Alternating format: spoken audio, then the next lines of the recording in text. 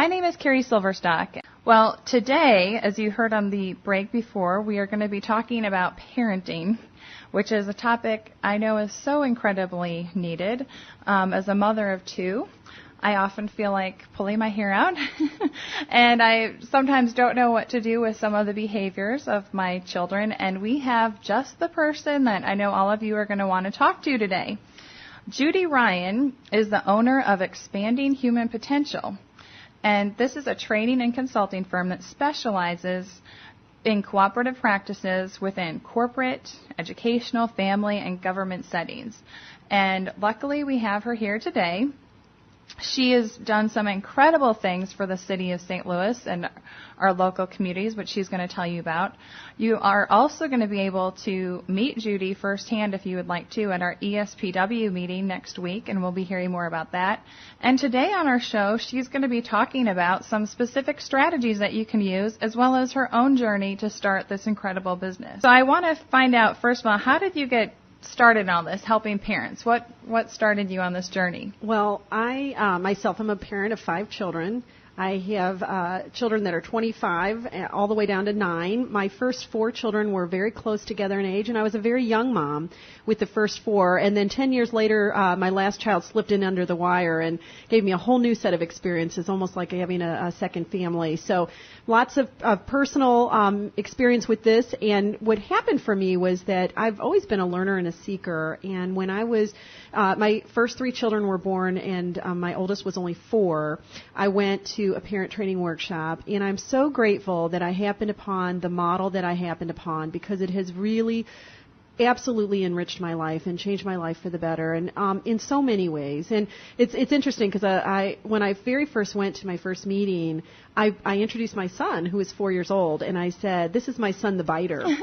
And so right away what happened was, after I got him settled in the babysitting room, the instructor pulled me aside and said, first lesson is that you don't want to ever say anything in front of your children that you don't want to nurture and cultivate in them. Mm-hmm. And then eventually you want to start thinking of them only in the way that you want to nurture and cultivate them. And I think I fell in love right then and there.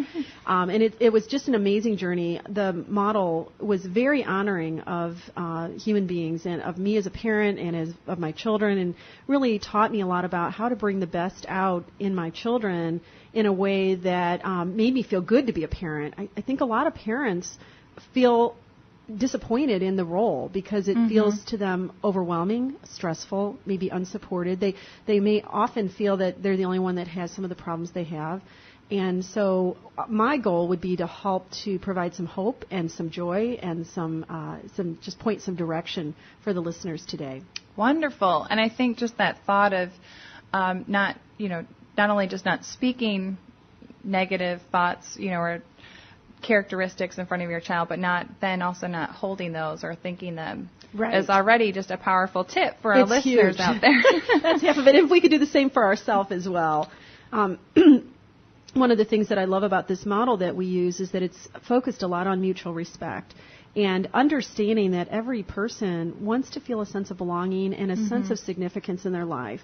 And there's lots of ways that we do that. And in our family life is the first place that we learn how to get those needs met and how to do that in a way that is honoring of who we are. So we start out the chute, feeling like these powerful, important people. And then in the socialization process as it currently exists, we often end up sort of throwing the baby out with the bathwater, literally.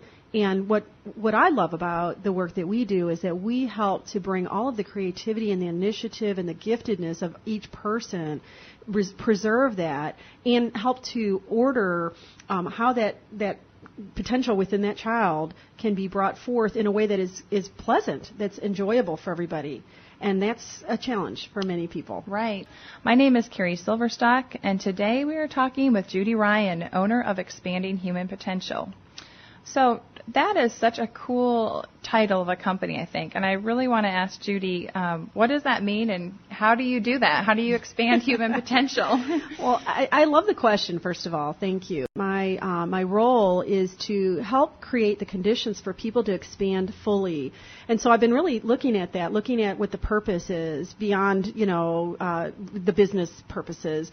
What are the meaningful visions that I'm holding? And one is that I realize that people, to me, are like a field.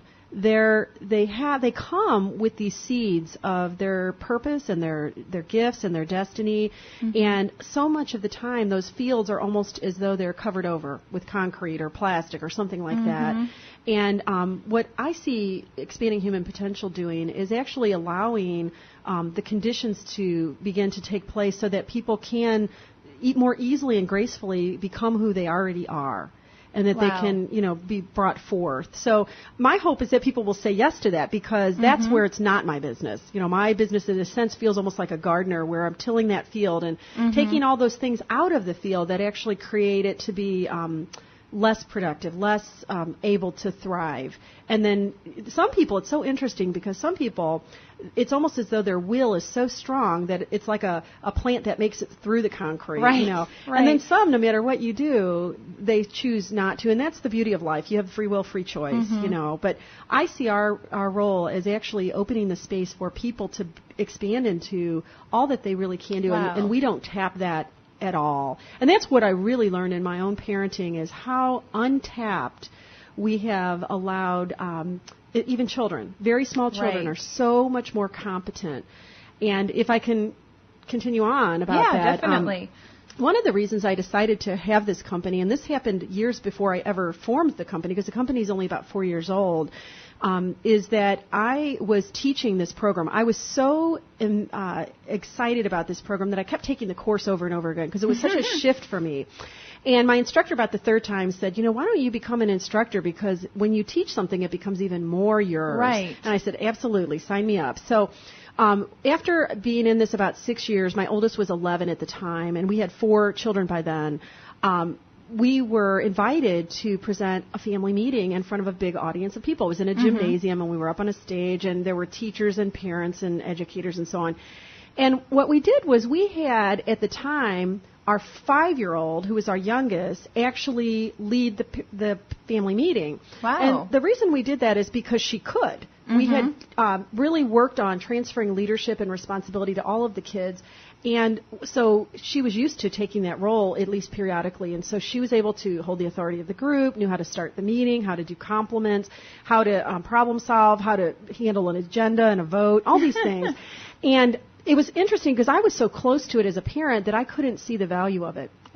But when I saw that the kids were, all of a sudden they were given lots of questions from the audience, and they shared certain solutions that they had tried that had failed. Right. And they were comfortable expressing things that they had tried that failed, first of all. It wasn't a big deal to them. And then they shared the things that they had tried that worked. And we pointedly did things to give them an opportunity to be competent and to be powerful and to be influential. For example, we would give them the budget for the grocery shopping for the week, and they would go as small teams. And luckily, we live in a safe neighborhood, and we could actually physically drop them off as a team. And they would have the full governance of that budget. And we would let them know what's required, like toilet paper and all those things. But they knew that they were in charge of this really very important task. And so when they would be at the checkout lane, they'd call us and they'd say, we're ready to be picked up. And the checkout lady would say, you mean you're doing the shopping for the family? You're managing this money, which was over $100 and all of that. And so that was a really big deal to them. Wow. And that allowed them to feel powerful and to feel, really important to the family and to make contributions, which are some really basic needs that all of people have. So I saw them fielding these questions from the audience, being confident, having leadership skills, having people skills, and I realized the tremendous value of what we were doing. Not only was I happier, not only was I punishing less and all those things that we do trying to get good citizens of children, but I was seeing the strengths that were being built in them. And I thought at that point in time, even though this was years ago, I want to bring this out. I want to bring this to other people because this is joy. This is a way of, enjoying life. And so I think that's when I planted my own seed, that eventually I would bring this forward. So if someone out there that's listening that, just heard your example and is like, wow, I want to do that. What is What's a way to get started? I mean, how do they start incorporating? Where are the starting places for people that might be listening? Well, I'll tell you two kind of general starting places. One is to know, to learn about what actually creates a healthy human being. Because there's some real basic things that create a healthy human being, and we inadvertently work against those ends. For example, if I had a group of parents in front of me and I said, what do you want for your kids? They wouldn't necessarily be saying, I want them to make a lot of money, although they probably wouldn't mind that. But their top priorities would be, I want them to be caring. I want them to be lifelong learners. I want them to be good citizens. I want them to be safe and healthy, have good marriages, good relationships with people. All of those things. So what we do is we want those for our kids, and we're very sincere in that, and yet we do behaviors toward them that don't get us that result. And we often don't stop and examine what is it in the methods that we're using that are actually getting in our way, and is there possibly another way? So the first thing would be to be willing to question some of the long-standing traditions of why we do things the way we do, because many, many people still don't even know the model that we support, because it is very non-traditional in a sense. We've had so many hundreds of years of a lot of command and control, and it just frankly doesn't work anymore. It has a lot of negative side effects to it. And understanding the human being and what is required to create a healthy human being is number one. And so the first thing that we say is key to that is creating an encouraging environment. Okay. And by encouraging, it means that you want to look at what are the things that I'm doing in my family life that are helping my children feel powerful and influential, that are helping my children feel lovable and valued for who they are in their own unique way, and what's helping them to feel that they're part of our family in a connected way. How are they feeling a sense of community? I mean, I can think of a worst-case scenario is the kids out in the Columbine school, that did all the massacre. Right. I mean, that's a very radical example. Right. But the truth of it is they didn't feel connected. They did not feel part of that community. They felt very ostracized in that community. They didn't feel heard. That's the most extreme example. But in family life, there is a certain extent to which a child feels that sense of connection and belonging and that sense of community. Now, just as an example, the family meetings are just one way of doing that. And also the fourth need is contribution, to feel that you have things to offer, gifts to offer, talents that are welcome, that are needed. The family meeting is a great way to get all those needs met. Lots and lots of other things can be done to get those needs met. Even equally important is lots of things should be taken out of our practices that don't allow for that to happen. So many times we force kids to apologize. We force them to be good. We force them to share their toys. All kinds of ways that we use control and rewarding and we're in charge and we're going to evaluate and we're going to grade and we're going to tell you when you're good and when you're bad. All of those control methods are our best attempts at trying to get those results from the children, and they're actively working against the four core needs. So that's number one, is what does an encouraging environment look like? Because if I can do that well, tons and tons of the problems that we have in our families and in our schools would go away just by doing that. I like to use the example of scurvy on a ship. If you look at the four core needs, do you remember what scurvy was? Scurvy was an illness that seafaring Navy people or whatever in the olden days would get because there was something missing in their environment. It was they didn't have enough vitamin C. And that's why they eventually called those sailors limeys, because they'd have to send them off to sea with a bunch of limes and lemons so that they wouldn't lose their teeth and their hair and die and all of that. So here's an example of just something simple that was needed in the environment that without which they were in trouble. Well, that's how these core needs are. If people could build their systems in their family around those core needs, that would create a lot of health. People would not be acting out and doing some of the things that they're doing.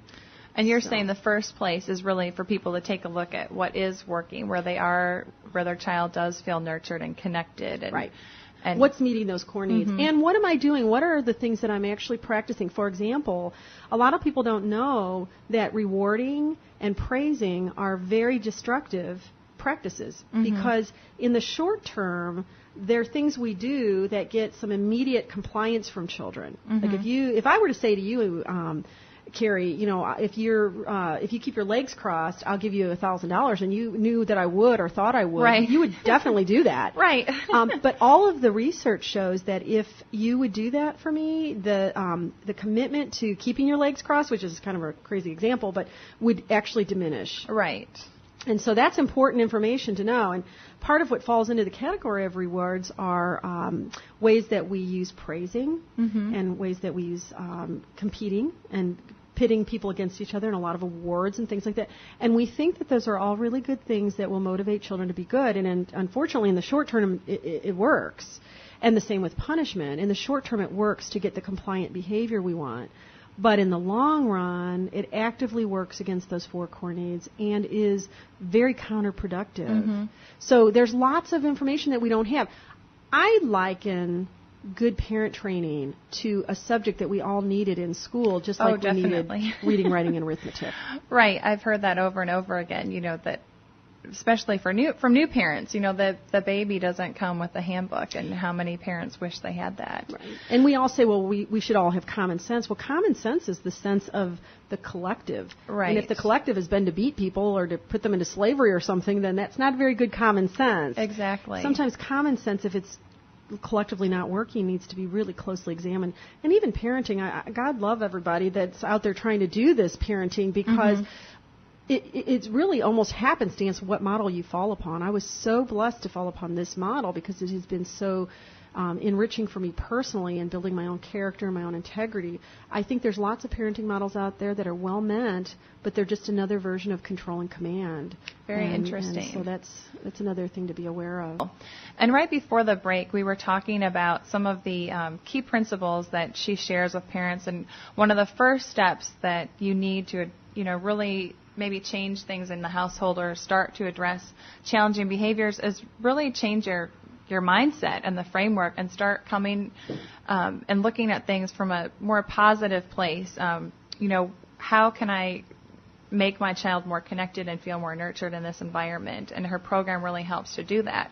But I know in talking with a lot of parents, there's a lot of parents out there that feel like, gosh, I've tried everything. I still am having challenging behaviors.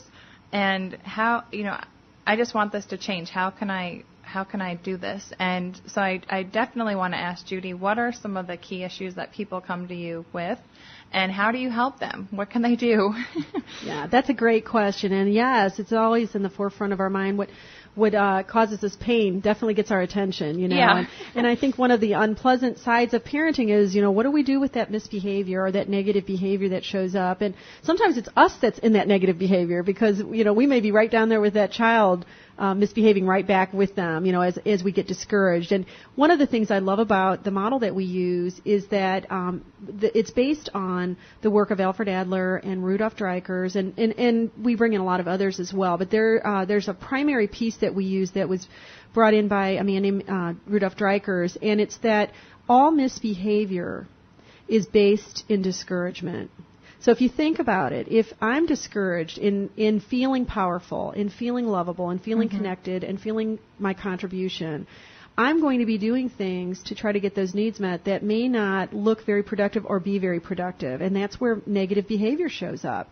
And so, in fact, think about it as a parent. When you're feeling powerless over your child and you spank that child, you're coming from that place of discouragement, and that's the same for the child. So it's a different way of looking at it. It's not that this person's bad or evil or, even the worst case scenarios have a good reason. There's a positive reason and a positive intention for the behavior, trying to get them away from that sense of discouragement.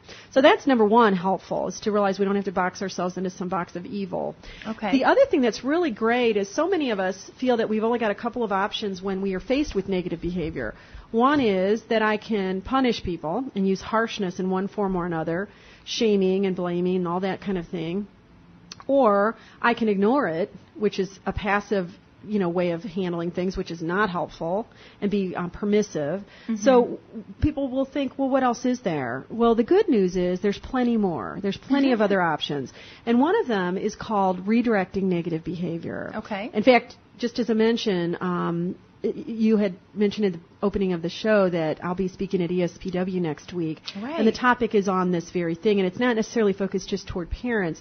because negative behavior shows up in many settings. So redirecting negative behavior is a topic that we all, in fact, when we teach parents how to redirect misbehavior in children, they say, oh my gosh, this worked with my coworker or my boss or my wife or my husband, you know.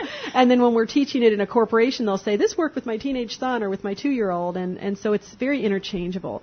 But just to give you kind of a background of what redirect is, I want to use a little bit of a rough metaphor.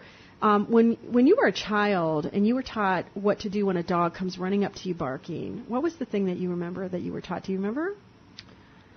Stay still. Yeah, right. Stand like a tree, calm your body, because the dog, if the dog senses like a reaction in you, right. It'll perceive that as hostility and it'll get more hostile.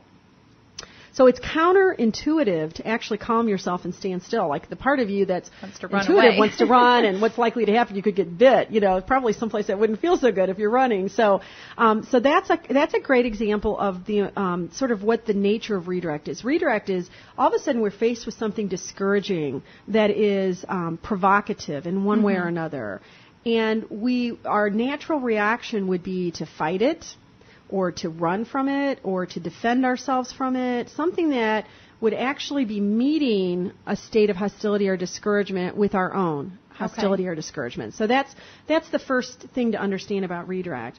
And secondly, what's really exciting is that there have been some very smart people like Dreikers that have figured out how to recognize certain behaviors that show up in the human being, that when they provoke and evoke certain feelings in us, we can recognize the patterns of that so that we know what's a more helpful response than the fear, the discouragement, and the hostility that we would otherwise bring. So that's the first good thing, that there's this great skill set that can be taught. So what does that look like in practical reality? Right. So I'm going to give you a story, because I think stories are a great way to illustrate. Do we have time for... We do have. Is it a quick story? Yeah, fairly quick. Okay. I'll tell you about this mother that came to see me when my kids were little and we were visiting. We had 7 kids under the age of 7.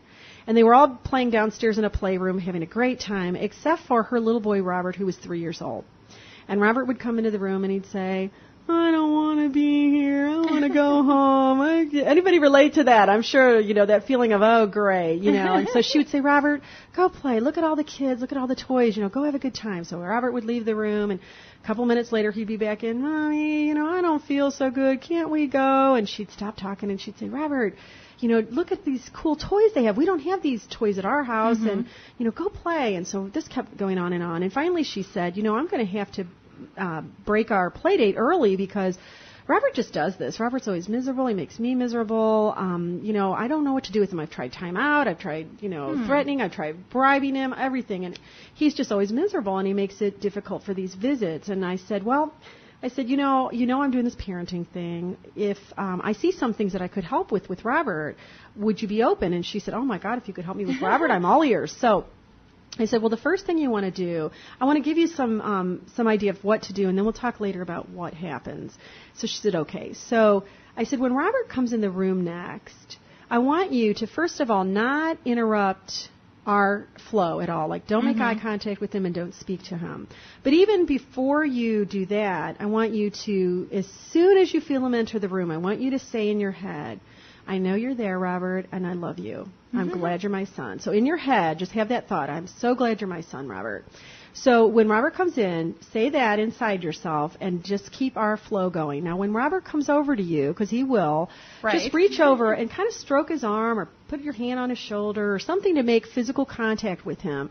And, again, don't do anything else than that. Don't make eye contact. And then just see what happens. And so just maintain that. So, sure enough, Robert comes in the room, and he starts whining. And she reaches over and just kind of strokes his arm. And she keeps talking to me. And he sort of stops and looks like, what's up with this, you know? And he's kind of looking at her and looking at me. And he wanders out of the room, and he just looks a little, you know, just bemused, like, what just happened?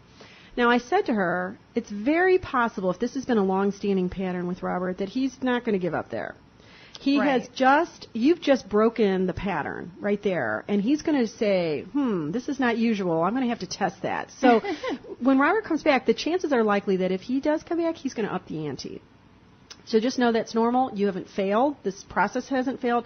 In fact, in your head, encourage yourself by going, cha-ching, I'm making headway, So just keep doing what you've been doing. So sure enough, Robert comes in, does the same thing, starts really getting loud, starts to even try to pull her chin, to look at him. And she's kind of looking at me like, holy cow, how'd you know this, Right. And so she pulls him even closer. She kind of pulls him into the crook of her arm, and he's just really kind of struggling, and all of a sudden his body starts settling down, and he looks at her and he looks at me, and after a while he looks a little bored and he leaves.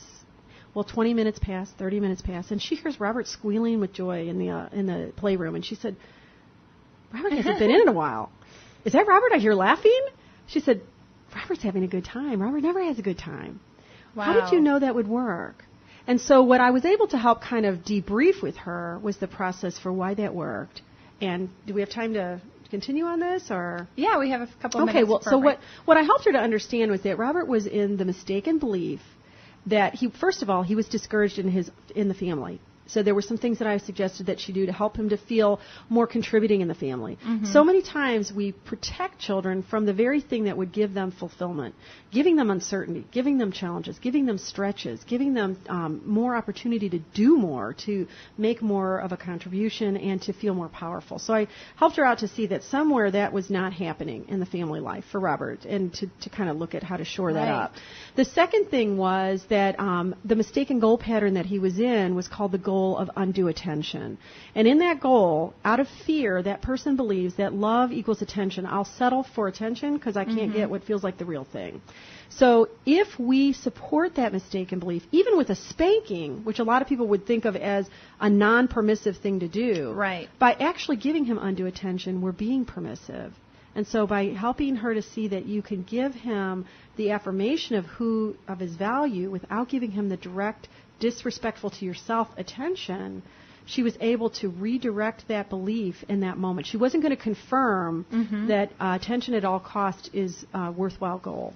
Wow. So, and now I know when you're going to be talking at this meeting at ESPW on the 27th, are you going to be going more into detail with these types of examples and how parents can redirect negative behavior? Right. You'll see all kinds of applications of it, first of all, at ESPW, but definitely everything that is taught will be applicable to any relationship. And one of the things we'll be doing is we'll be actually bringing some people up front, and they'll have specific situations, and we'll actually demonstrate redirect, like you would a karate demonstration or something, where you can actually feel the power of it. Right. And that's really the exciting thing. Like Robert's mother could feel the power of it. And then that helped her to believe that she didn't have to use force or control with Robert anymore, and that there was another way. Wow, so it literally changed their life, it sounds like. In fact, she signed up for the parent training. She said, man, I need to learn more, because there's lots of things that I didn't realize, and I have felt dishonoring with Robert, and I want to do it different. And one of the things we can talk about, if you'd like, is the process for actually disclosing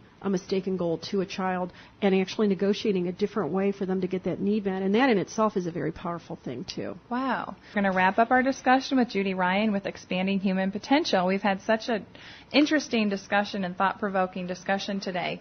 I know part of our show is also about learning how business women have gotten to where they are today. And so I know we spent a lot of time talking about parenting, but really quick, I do want to ask Judy, what has been the biggest challenge in getting your business started, or, just as you've worked along the way? Well, that's a great question, and I think for me, the answer to this question is because I have a real high commitment to living from purpose and to living from the truth of who I am, which I think is really the best way for all of us to be living. One of the biggest challenges for me has been to learn to really live in faith in terms of trusting that what I'm here to do, I can do, learning how to clear all my own discouragement, learning how to truly encourage myself, and to be willing to take risks, be willing to, all the things that I learned how to do in my parent training, to actually parent myself that way, to learn to keep building upon my strengths instead of doing things that actually would move me away from my goals. So really what's happened is that as a result of learning how to do that and working with a coach and having a company coach and all of those things, I've been able to really begin to realize the dreams that I've always had. You know, this project with the school district is a great example. I've always wanted to be able to help teenagers have what I didn't have before I had children, before they have careers, before they have relationships in their business and in their workplace. And it's just so satisfying to be able to truly commit to what you love. So I know that's very cliche, do what you love to do, but it is true. And many people, I think that their real struggle is in finding the way to being encouraged through that process, because there's so much that is built into us from the way we were parented, the way our culture treats failure or treats discouragement is to use more pressure and use more harshness. You know, I think if I were to say anything to a new business owner or a person that's wanting to follow their dream or a parent, it would be, don't put so much pressure on yourself. Encourage yourself. Love yourself. Look for the things that you're doing every day that are courageous, just for getting out of bed, just for taking a breath, those kinds of things. That's a great tip. And in a sense, I mean, I can really see how you have to live what your company is. You really expand your human potential every day. Well, I know we told our listeners that you were going to kind of give your top 3 tips. Could you share those with us real quickly? Well, let's see. One would be to keep in mind the 4 core needs, which are that every person needs to feel powerful, lovable, connected, and contributing. So sort of weigh everything you're doing up against those core needs. One would be to recognize that when you yourself are encountering anything that's unharmonious or unpleasant in your life, to recognize that there's some discouragement going on, whether it's with you or with the other person or with both, and be willing to take a step back from what's going on. You know, if all of us could just begin to recognize when we're in reaction versus responding, that's what responsibility really is the ability to have a response that's based in freedom and choice as opposed to a reaction that's just sort of a knee-jerk. Like the Robert story when the mother was, you know, she was just knee-jerk giving Robert what he was demanding, almost like a kid saying, give me $5, give me candy, and we just do it knee-jerk. So being able to be aware of when we're responding versus reacting. And another tip would be to really recognize that you're doing enough, that as a parent in particular, that sometimes we give ourselves too much credit when things go well and too much blame when things go poorly. You know, I have people say to me all the time, well, you know this redirect like the back of your hand. You know, you must do it all the time. And I was like, no. You know, there's a mistaken goal pattern called revenge. And I remember one time saying to someone, no, I just did revenge to my daughter. You know, she did revenge to me. I did revenge right back to her, you know. But what I know about myself now is, and there was a time in my life where I said, oh, my God, I'm this teacher of this. I know this. How could I do this? You know, I realized in that moment when I'm in a negative behavior, I'm discouraged. So what the question now becomes is, okay, I didn't know I was discouraged. What do I need to do right now to bring myself back to square one, to center? So I think that if we could all start putting down the punishment-reward dynamic within ourselves, we will have done a huge service to humanity, because then we won't then take that out to other people. Those are some great tips. So once again, I just want to emphasize those 4 cornerstones that you talked about. It was powerful, connected, loving, and contributing. Did I get those right? Absolutely. And those are ways that we want to belong and we want to feel significant in life. And it's so underused to help people to be contributing. And I love this because whether you're a parent or not, that these are applicable to all relationships that we're in. I know we just have a little bit of time. And do you have any good books that you'd recommend if people want to find out more about this type of thinking and processing? I recommend just about anything by Alfie Kohn, because he actually helps you sort of break away from, in fact, he's got a wonderful book out now called Unconditional Parenting. He gives all of them many, many reasons, like 26 reasons why we still choose control when there's other options, and really makes people think about some of the things that we're doing and how to actually be more unconditional in our parenting. There's also wonderful books out there by Jane Nelson on positive discipline. I would look up anything under Adlerian parenting. I'm trying to think of others.